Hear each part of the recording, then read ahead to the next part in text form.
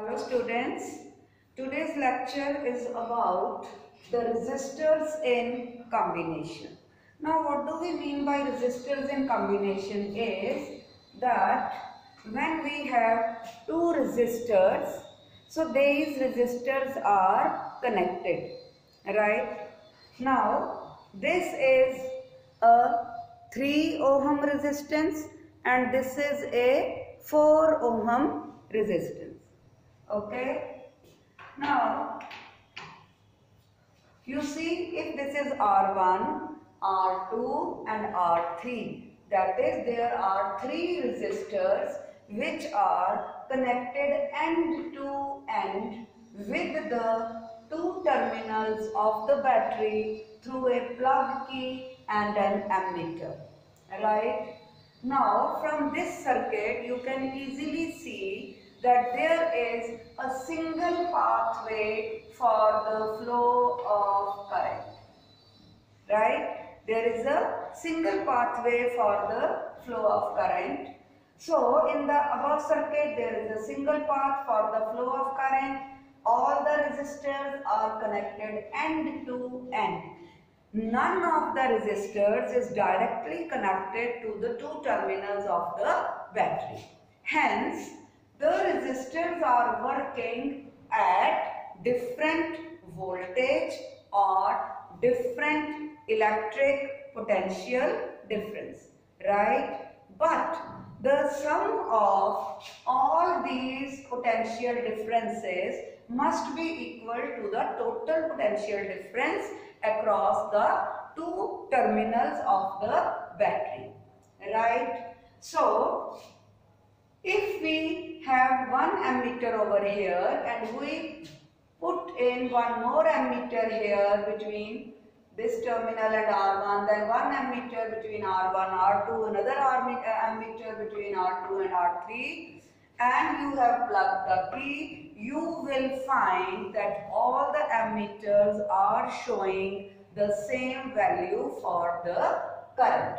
It means the amount of current flowing through all the resistors is same. Okay, but as you see, we have also added voltmeters 1, 2 and 3 across each resistor.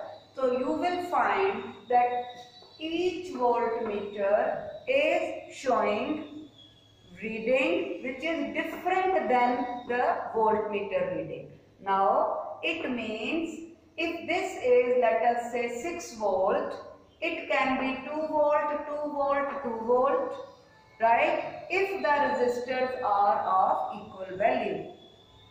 It may be 1 plus 4, right? It may be 1.5, 1.5 and 3 volts shown by this voltmeter. So we can also say that this combination of resistors is a voltage divider. The voltage is being divided amongst the resistors. But the total voltage V remains the sum of the individual voltages which are there. So V1 is equal to V2, V1 plus V2 plus V3, right? So total voltage is sum of these voltages. So if we use Ohm's law, we know V is equal to IR. Similarly, we can say V1 is equal to IR1, V2 is equal to IR2. Similarly, V3 is equal to IR3. Okay. Now, if we substitute the values of V, V1, V2 and V3 in this equation 1, we get IR is equal to IR1 plus IR2 plus IR3, right? Why we did not write 1, 2 and 3? Because we have checked that the current flowing through all the resistors is same. Hence, if we take I common, let us say IR is equal to I R1 plus R2 plus R3, then we can eliminate I. Okay, and we get that the total resistance of this circuit is equal to the sum of the individual resistances.